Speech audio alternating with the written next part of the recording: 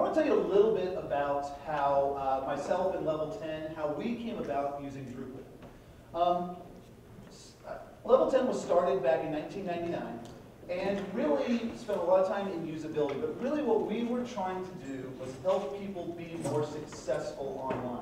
We saw the failings of a lot of IT companies as they build technical solutions, not necessarily solutions that get business results. And so we wanted to study who was the most successful online, who are the Amazons of the world, the Googles of the world, who are these people, what made them successful?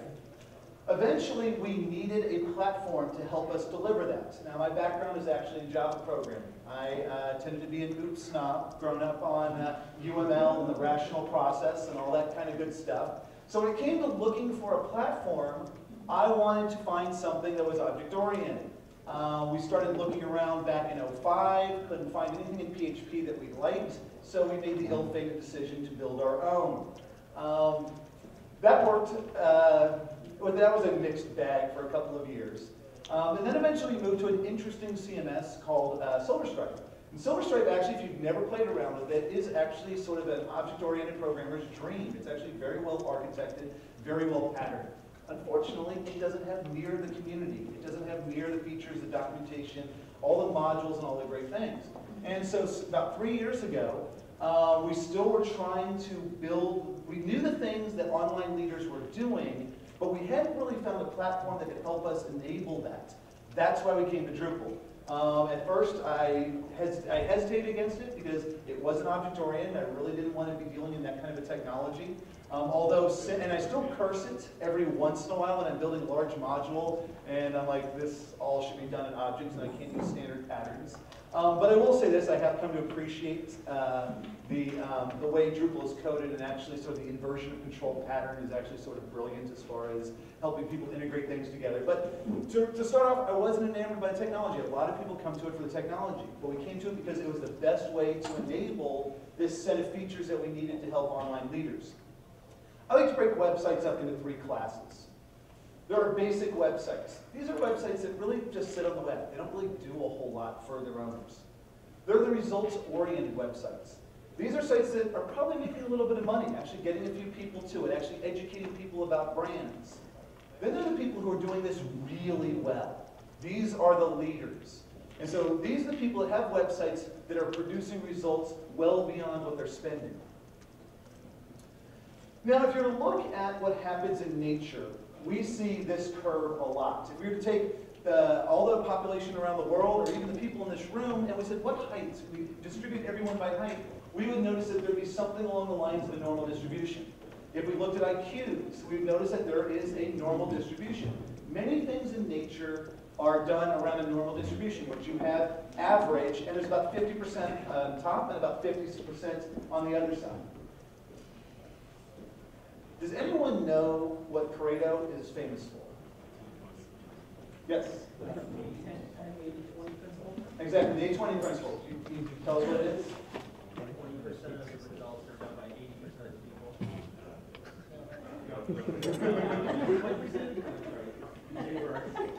80% of the results are done by. Right, or 80% of the results is from 20% of the effort. Actually, interestingly enough, and I didn't know this till about a year ago when I was reading this, he actually did not create that principle, it's just named after him. He did create an 80-20 principle. Someone in the 1930s actually created that principle and named it after him because Pareto really was the first modern economist. Really, economics until his day was pretty much dominated by qualitative analysts of the Adam Smiths writing Wealth of Nations and so forth. He was the first person to really put mathematical rigor to economics. And what he was concerned about was wealth distributions. And he's Italian, so wealth distributions in Europe is what he wanted to look at. And he was expecting to find a normal distribution, things that we find happening over and over in nature. Instead, what he found was a power law. And actually, so a power law basically said, and what he came up with is that 80% of the wealth in Italy, and basically did by land ownership, but 80% of the land ownership is owned by 20% of the people.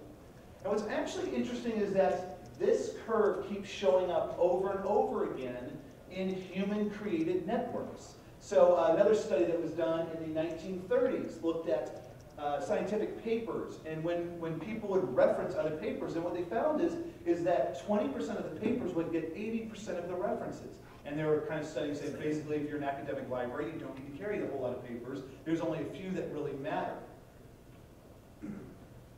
So how does this code back to our websites? Well, essentially, wealth on the web is distributed very similar to how wealth in the real world is distributed. Is that basic websites make up that 80% that don't produce results. And the web generates an awful lot of value. I think I saw recently that Mark Zuckerberg is now valued at $14 billion. We hear all kinds of other stories. But for every success story along those lines, there are thousands of others that fail that fall into this.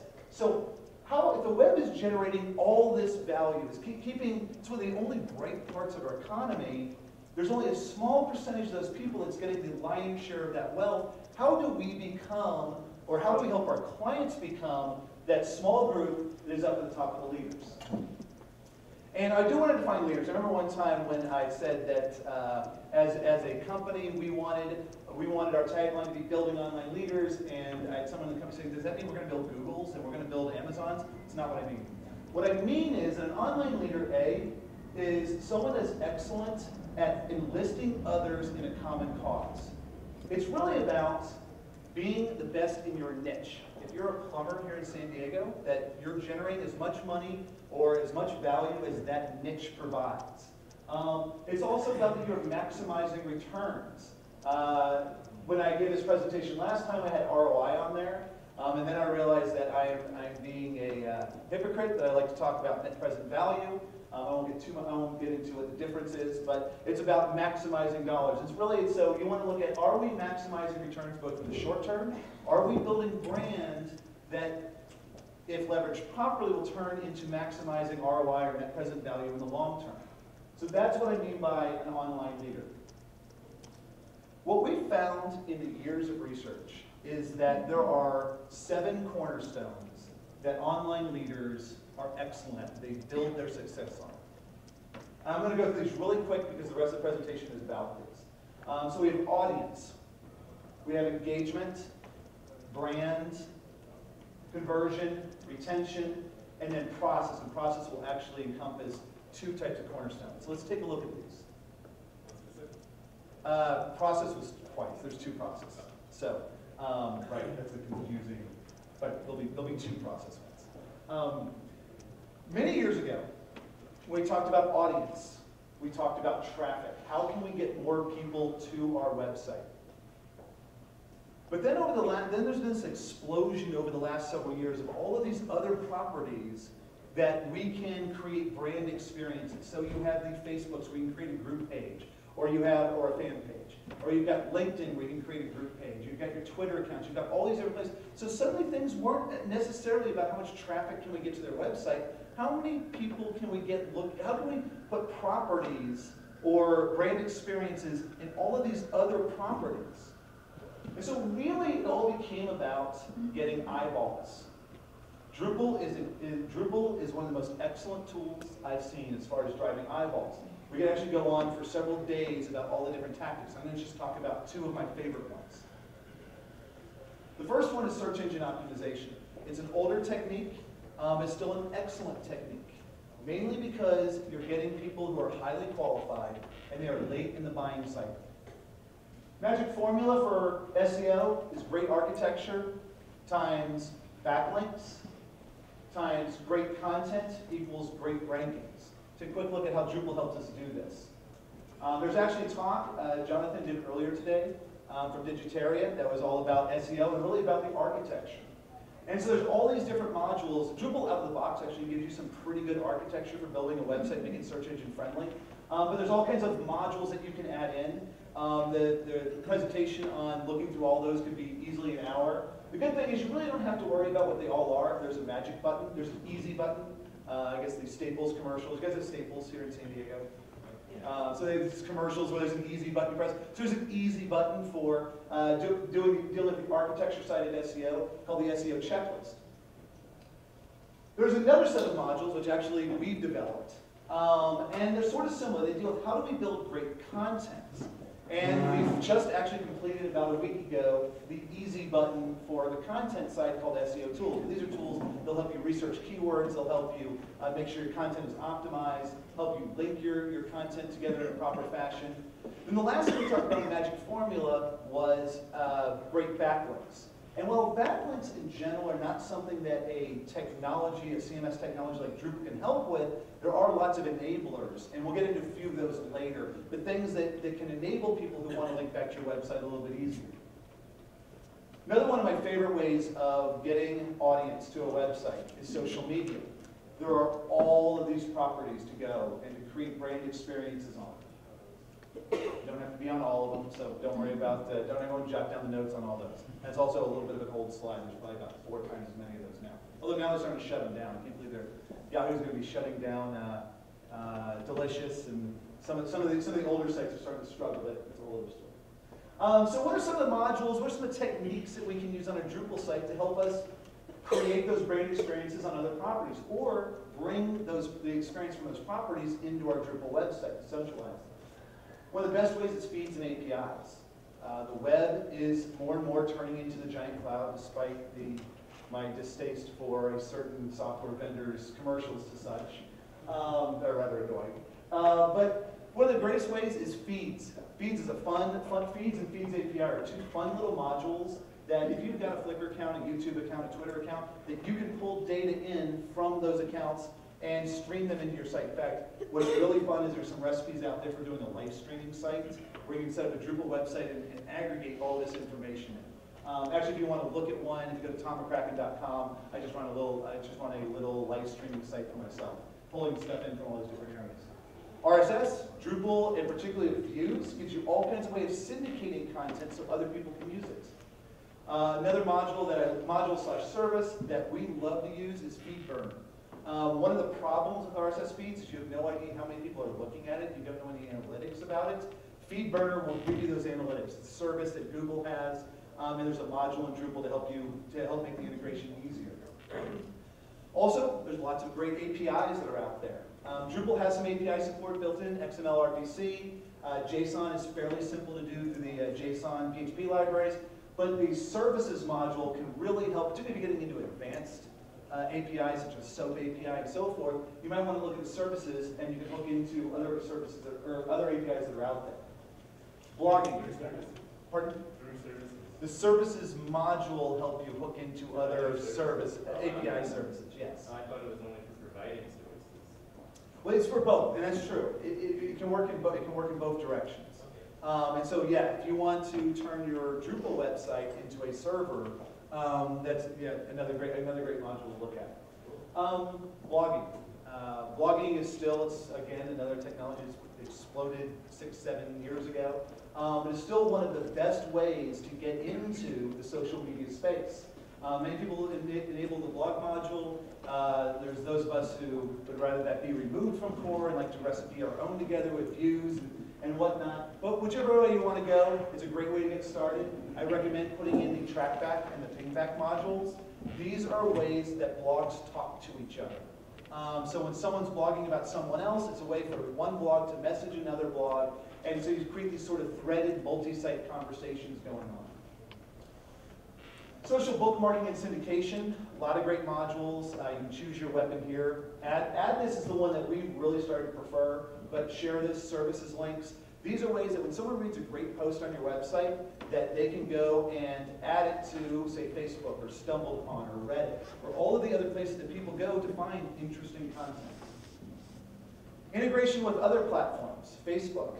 Facebook seems to be, on a lot of sites, is a way of authenticating and making sure you don't have spammers commenting. But there's all kinds of interesting things you can do. So for example, go and set up a Facebook fan page, and then you can put it on your home page, and then when people come to your website, they'll see something like, you'll see your friends that have already liked this website, which encourages other people to join your fan group. And so Facebook has all kinds of interesting, and it seems to change every week, but they have all kinds of interesting mechanisms to create social engagement on your website. They're lending you this functionality. Twitter. Used to be that there's a tweet meme module, then Twitter came out with their own button.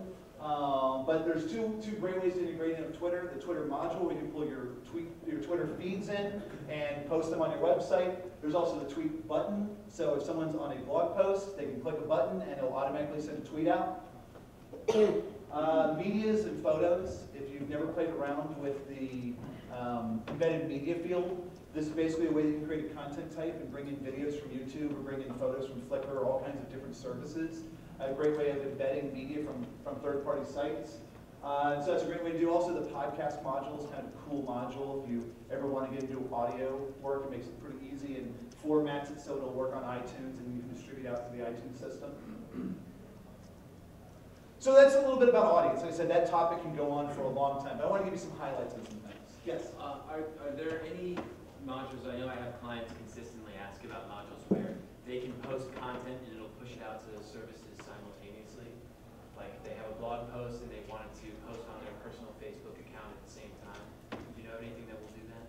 There's a few different ways to do it. One of the best ways to do it is a service called Gigia, but it's a paid service, and there is an integration for Drupal. Another way that you might want to look into is doing it through something else like Postgres. It's going to kind of depend on your use case. There's a few other things, like you can kind of go to like Ping-O-Matic or a few different interfaces along those lines.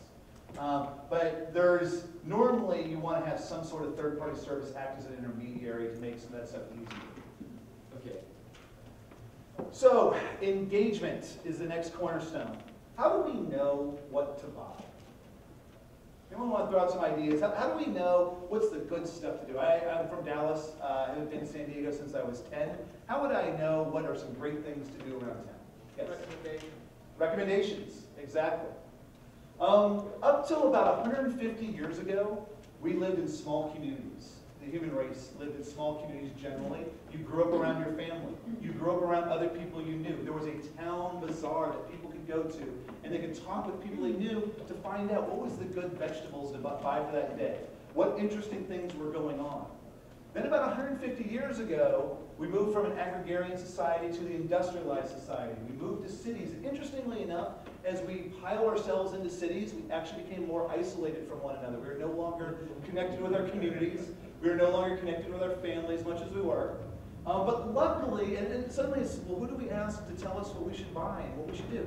Luckily, ad agencies came along and told us what to buy.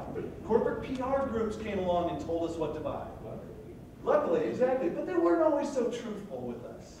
And so there was a trust gap. Well, luckily then Web 2.0 came along. And actually I have a little bit of beef with that term, because it's also like that suddenly this thing was invented and now people start talking online. I was like, well, you know, I went to college a long time ago. We used UCNet and IRC and all kinds of that fun stuff. So we're doing that kind of stuff way back when in the forums, but that's a whole other story.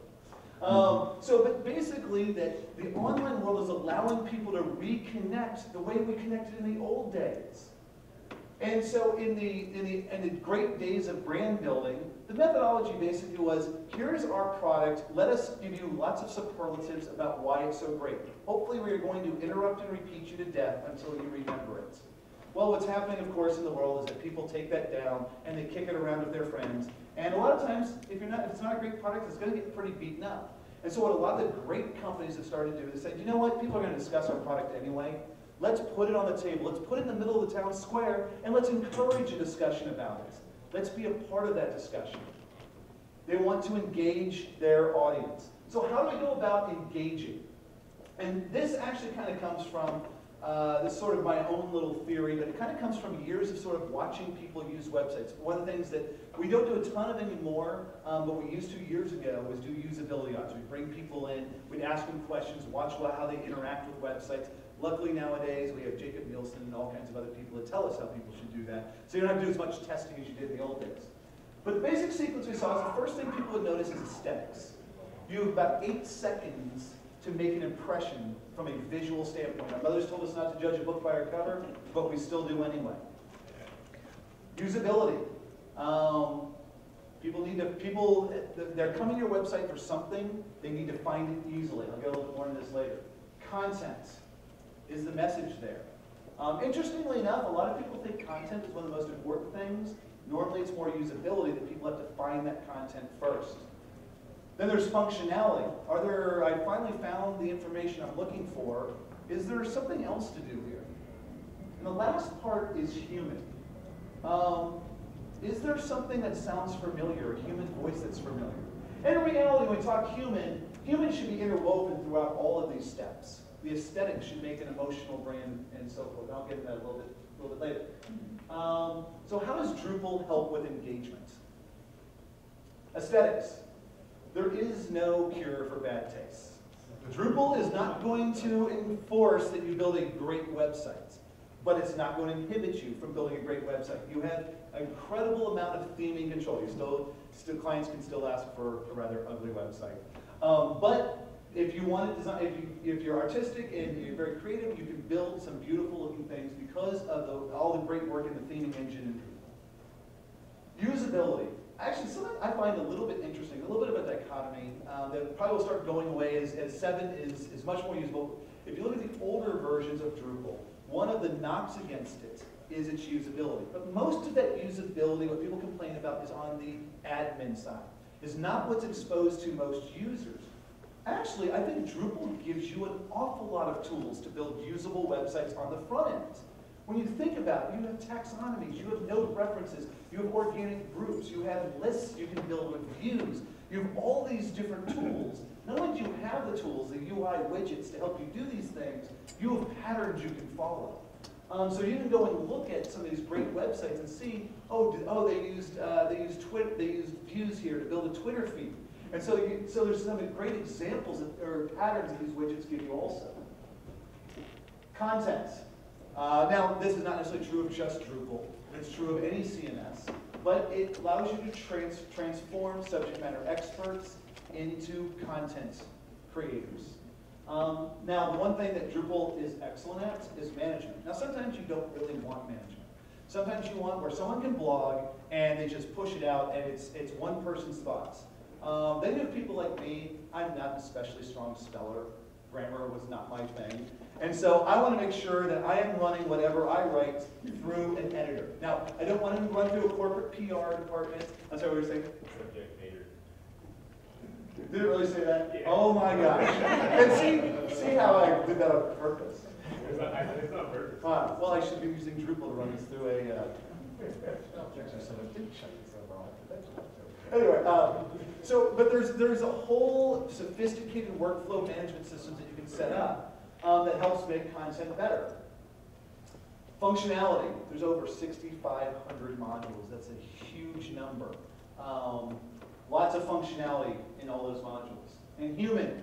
This is one of the things I find incredibly fascinating about Drupal, is that you have all of these ECMs, the interwovens, the vignettes, the documentums of the world, that are CMSs that are trying to get into the Web 2.0 space. The Business 2.0, or Enterprise 2.0, I guess is the new phrase for it. Drupal started out from the community side. The CMS stuff's fairly easy. It's the community stuff that's difficult. And so Drupal was built to be a community system from the very beginning. Branding. What is brand? Can someone tell me what brand means? Oh, you, Elizabeth, you answered it in Austin. I'll come back up. There's a lot of things that people put into branding, like logos and all that, but basically it's building trust with the consumer so that they will buy your product. That's a great answer. A lot of people, including myself years ago, thought that branding was a logo. It was a tagline. It's not. It's what people think. It's a perception. Even if the tagline is think differently. Actually, I think there's a great example for this building. So like when you think of sports in San Diego, think of the Hall of Champions. Well, that's not branding. Branding is actually getting people to have that thought. So how do we make that happen? So a little bit about how cognition works is we want to get our brand into people's heads. When someone comes to your website, here's the good news. That is, when someone hits your website, suddenly all the information that they're seeing, the experience they're having, goes into the frontal lobe of the brain. And this is great. Neurons are firing, all these new connections are happening. Then they go away from your website and a strange thing happens. Suddenly those neurons that just formed get rewritten by whatever new and interesting the human, our user experiences. The problem is that we got our information into the RAM of the brain, the temporary memory. What we need to do is get it into the hard drive of the brain. It's called the cerebral cortex. The thing is, there's this tricky little filter that's in between those two. Sort of the, if I'm using a computer, it keeps following the computer analogy, the disk controller, called the hippocampus. And the hippocampus basically isn't like a disk controller where we say, hey, I don't want you to remember this. It says, you need to give me something that's worth remembering. I want to see you work for it. And so just because something makes it to the frontal lobe and it might hit the hippocampus, it says, you know what, that's not worth remembering. I'm not going to put it into permanent memory. But there's two general techniques in this. Cognitive psychologists, they argue over all this. But in general, there's two techniques to get information past the hippocampus into permanent memory. One is rehearsal. When we are young, we play a lot. We're rehearsing. That's how we get into information. We play war to deal with real war that we might deal with. Or we play house, or we do all these different things. Also, might be interesting to actually create some fun play areas of your website and get people playing again. The other way is meaningful association. So does what I'm seeing connect with my experience as a human being?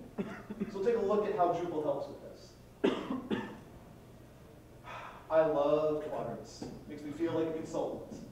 Every time someone comes to your website, an impression is made. The question is, what kind of impression was made?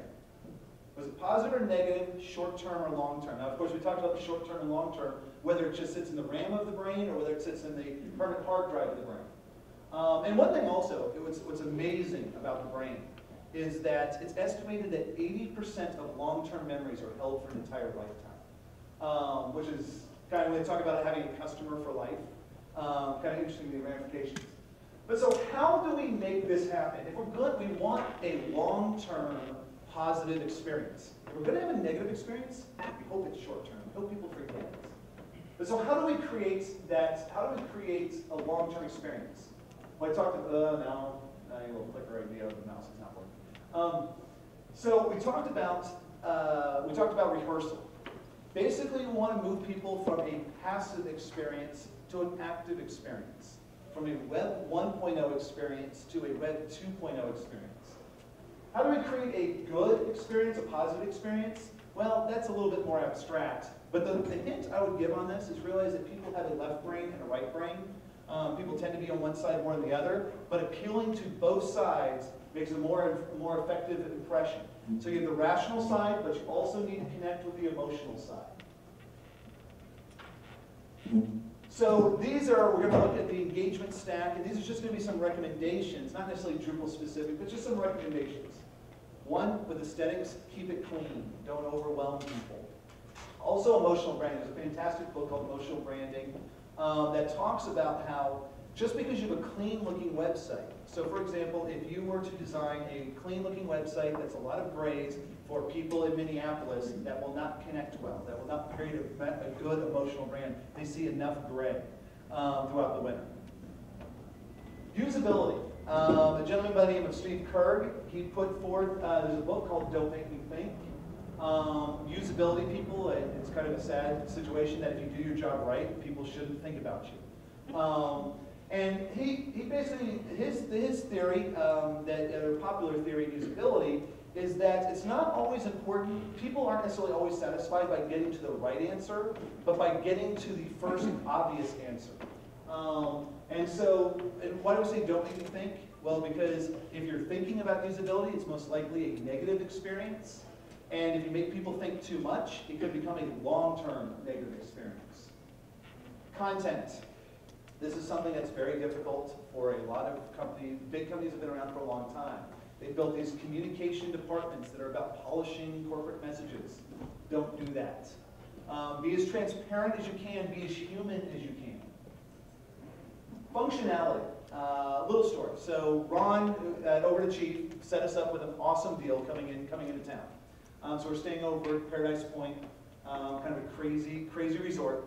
And so, I went there and we got our room, and it's got all the stuff that you expect. And so it's got a bed, it's got a place to park, and all of those kind of things. So I walked in and there's no bed, and like, I don't know about this place. And then there's, sorry, let me take a step back, talk about Canon houses. So there's research that was done back in the 80s as far as how do you delight people with products? And a Kano analysis basically says there's 3 types of features that a system has. There are the must-haves, the performers, must-haves called thresholds or basics, the performance, and there is the exciters. So anyway, getting back to my hotel story. So if I had walked in and there wasn't a bed, well, we'd really be missing one of the must-haves, one of the thresholds. It'd be pretty hard to be excited about that room. The other thing that impresses you about this place is just how green it is, particularly coming from Dallas. It's very brown and flat in Dallas. And so this could be one of these performers. Performers are basically when you get more of it, you're happier. So there's not just a little bit of green over there, there's a whole lot of green. But the thing that actually really really made an impression in my head was that I forgot my iPod charger. And I was like, oh no, now I gotta go to the store and get one or I'm gonna lose my iPod. But you know what? They actually had one of those little clocks where you stick the iPod on the top that can charge it. Totally unexpected. It was a delighter, it was an exciter. That's actually why I'm now telling you this story about, about this interesting hotel to stay at. It was something literally probably a $30 clock. And so whenever you're building functionality for your website, you've got to make sure you have the required threshold. But you also look for things that's more better. How fast does your page load? How fast do your pages load? If you have a community, are you giving people the right enough space? Those kinds of things. But also, always throw in a few delighters. Things that people aren't expecting. Don't confuse them, but things that they don't expect. Human. Went back and talked about meaningful association and cognition. People relate to the human experience. So look human, sound human. We seek out a fantastic book that was written many years ago called The Blue Train Manifesto. And a big part of it is that we as humans seek out the genuine human voice. So make sure you're following that. The other thing that Drupal excels at is you don't have to be human yourself necessarily. You can connect other people because you can build communities of Drupal. Conversion. Conversion basically is people come to your website and they're a visitor. But we eventually want to get them to do something, get more engaged in the site. The ultimate conversion for most websites is something sold. So if you're selling something online, they actually bought something. Or it might be that you're a nonprofit and they contributed something. Or it might be just that you have an event you want to get them to and they signed up to go to that event. But there are lots of other ways of doing conversion. Just getting a lead in. They're not sold yet, but you've got now some information to help sell them.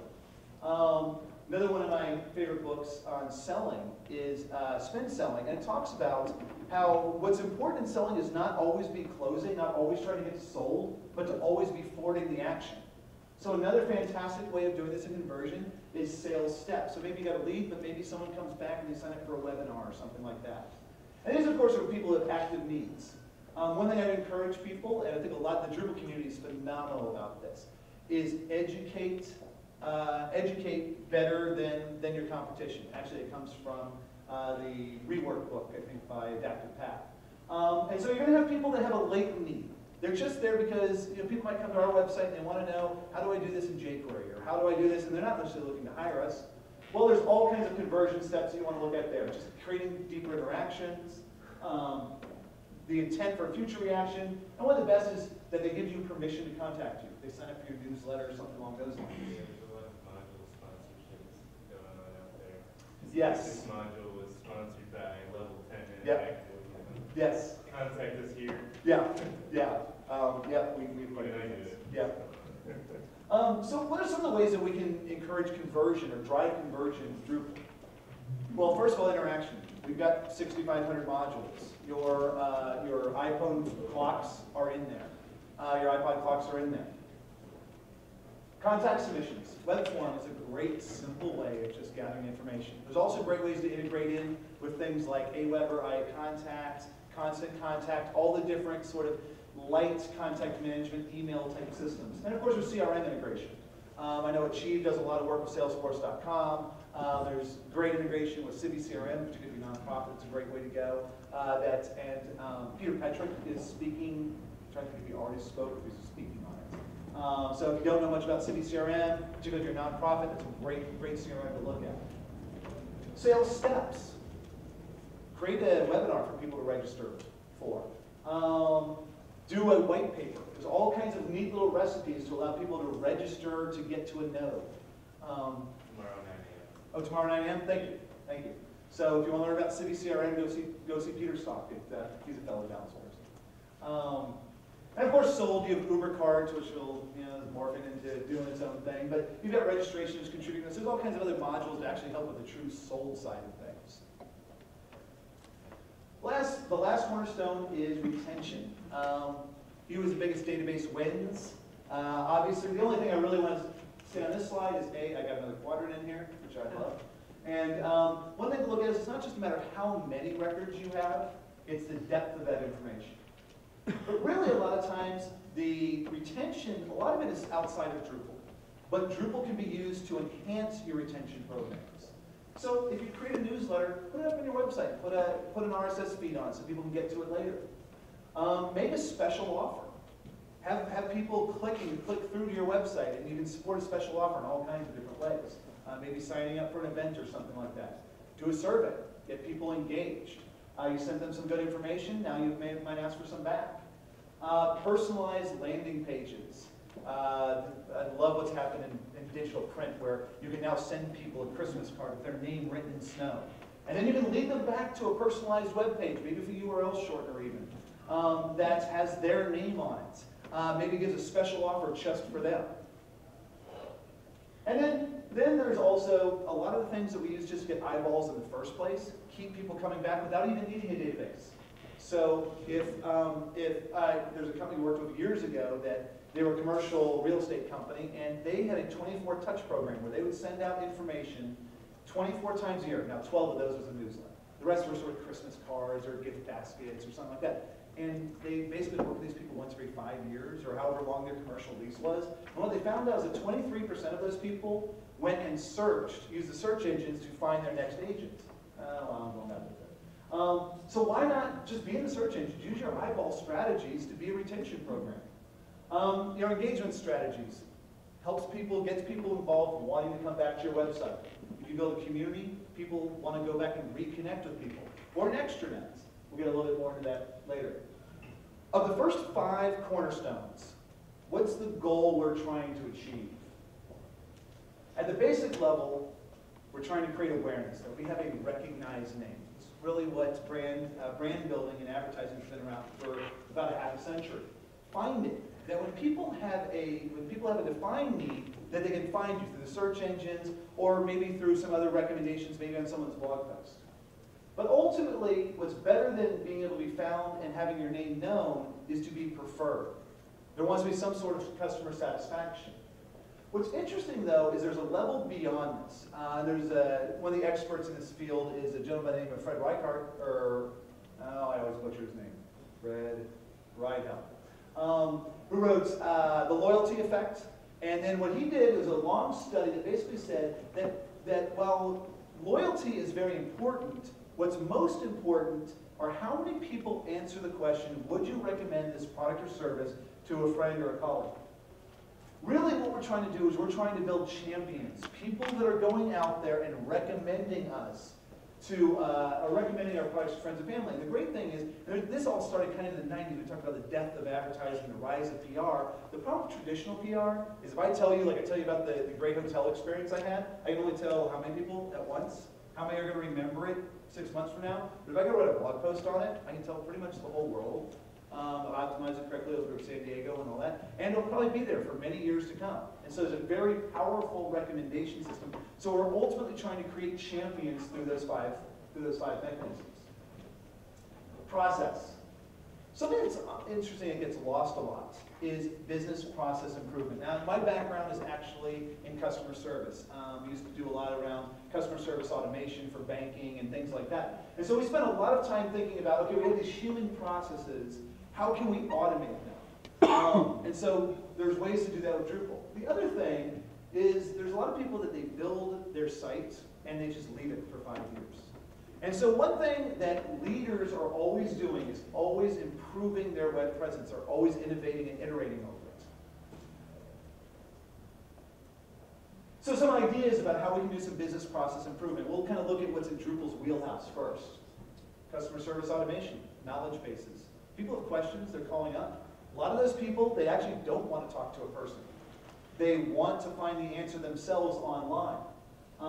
Peer help. Obviously, Drupal.org is one of the best examples of this. People helping each other. Great way to create brand champions is because then you're invested. And extranets. If you have a partnership program or you have some way of bringing business partners closer, create an extranet that gives them extra information. Collaboration. Tomorrow, Kieran is going to be talking about Drupal Commons, which is a fantastic way of building extranet or public-facing communities. There's another great distribution called Atrium. Helps with groupware, more when people are working on projects together.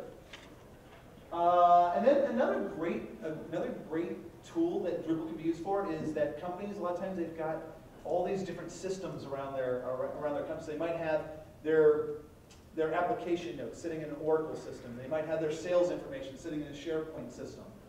Drupal actually can make a pretty good technology for being an integrated portal to get to all these different information, particularly some of these exciting technologies like CMIS and some of these other standards that are starting to come out that Alfresco and SharePoint, some of these other platforms are starting to support. The other thing that Drupal can be used for is a rapid prototype system. So years ago, whenever we'd help someone say, streamline their supply chain management, we'd say, let's build a paper system first. And then let's see if we've missed any data. Let's let people pass things around. Drupal allows you to basically build these paper systems, these paper forms, very quickly. Now, it might be that if you were to say build an accounting system, you probably wouldn't build that in Drupal. But you could build a prototype pretty quickly and see how people interact with the data. And then maybe you might build it in Ruby and Rails or Java or .NET or some other type of technologies out there. But there's a lot of opportunities for prototyping out performance enhancers in Drupal. Then process. How do we improve our website? The online leaders, and this is actually kind of amazing, has made this mass transition to a process that essentially didn't exist 15 years ago. And has really only gained steam over the last 5 to 6 years. It's called a process called Agile. And the idea is instead of us trying to do all these big heavy specs up front and then spending 6 months to a year building these things, which by the time we're done, the requirements have changed, and the market has changed, they say, let's build in short increments. Let's look at working software. Let's iterate. And so I won't get too much into it. Actually, Brett Weiss is doing a BOF on Agile tomorrow in agency processes at 9 if you want to learn more about how Scrum works in Agile. And actually, you can pretty much talk to all the Drupal shops. Because while there's not a whole lot of general web shops, most of the Drupal shops are actually using some form of Agile. Most of them are using Scrum. And so it's just a way that that you can iterate over software. You can develop, you can actually greatly increase the amount of innovation that you're driving and the efficiency of building software. Now we're going to get back to the original Pareto principle that, your name, sir? Joseph. That Joseph was talking to us about, is how do we get, this is something that online leaders excel at, how do we get the largest amount of results from the smallest amount of effort? There's a great saying that I always love, that great developers are lazy. Not really lazy. They're just trying to avoid tedious work. They're trying to use their brain to come up with ways to do reuse and they're like intelligent lazy. exactly. And it shows a much more elegant way of saying it. And so Drupal gives you a very powerful way of doing this, is because you have all these modules. Most of the time, when a client comes to us and they have a bullet list, a set of high-level requirements, and it might be 1 page of requirements, it might be 20 pages of requirements. Almost all of them can be done fairly quickly. Now, they might not be as refined as a client wants using just stock Drupal, but what we can do is we can prototype things out. So someone says, we want to build a community and we need a login. Well, there's a login right there. Let's just give them the default login in Drupal. Let's let them look at it and decide, is that good enough? Oh, you know what? We really want to allow people to use their email to log in. Well, there's a module. Let's go install Login Toboggan. And now we'll do that. And they say, oh, we might want a couple of extra things. And so we let them actually see working software instead of trying to have them make decisions around wireframes and paper and these kinds of things. And so we can let them decide what their budget should be. We should let them decide how much effort we should put in. And it's a fantastic way of letting them kind of build efficiencies. much time do we have? Not much. Pardon? Not much. 6 minutes. 6 minutes. What I'm going to do is I am going to skip this slide. Slide I absolutely love, but I want to do some time for these are things, 5 disciplines that online leaders have. So user-centric, best practices driven. This creates efficiencies. They're great at learning. Learning actually produces better best practices, but also produces experiments. Experiments is where innovation comes from. And then systems thinking. There's a great book I'll refer you guys to called The Fifth Discipline by Peter Senge that is about systems thinking, basically creating closed loops around systems. But basically, the ultimate goal for our process is to create sustainable, continuous innovation. Not just to put out a website that's going to last 5 years, but to make sure that we're continually doing better than the competition. So that is the presentation. Questions? Wow. Go back on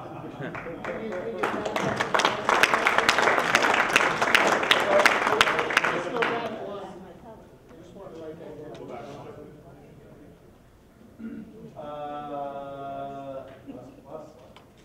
Second from the last. Oh boy, I got a lot of clicks in here. Let's try scrolling down. This one. There we go. And really what this comes from is that you talk a lot about that the reason the Japanese were so successful in the 80s was the Kaizen process. And a lot of Agile goes back to lean manufacturing. A lot of things are borrowed from the manufacturing world. And so Kaizen was the idea that we're doing continual improvement. Although what's interesting is that that philosophy is also has hampered them in the 2000s. Because what's happened is they're constantly focused on making processes more efficient, but not necessarily innovating. In fact, companies that are fantastic at innovating, like Sony, have now been eclipsed by companies like Apple. And so it's not so much about just becoming more efficient, it's about continually driving innovation.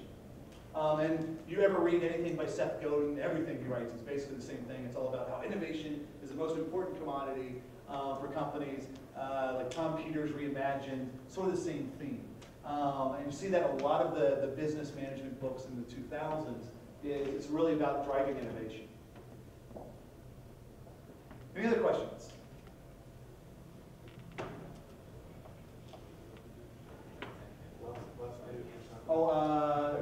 You guys want to write down all the Flickr slides?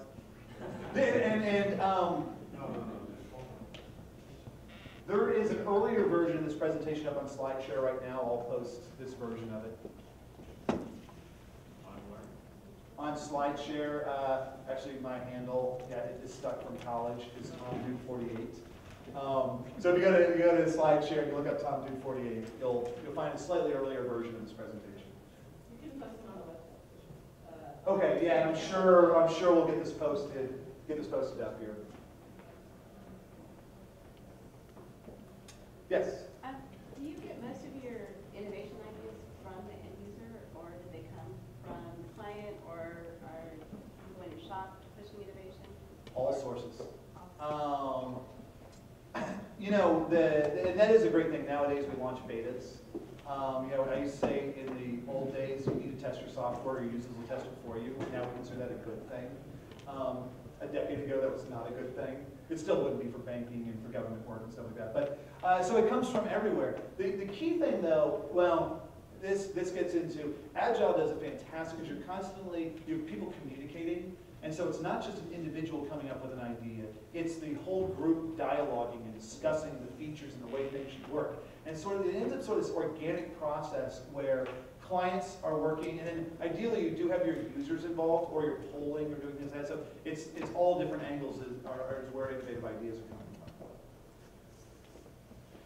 from. Yes? I just got back from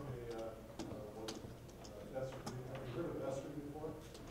They are the leaders of the GIS marketplace. Okay. Geographic Information System. Okay.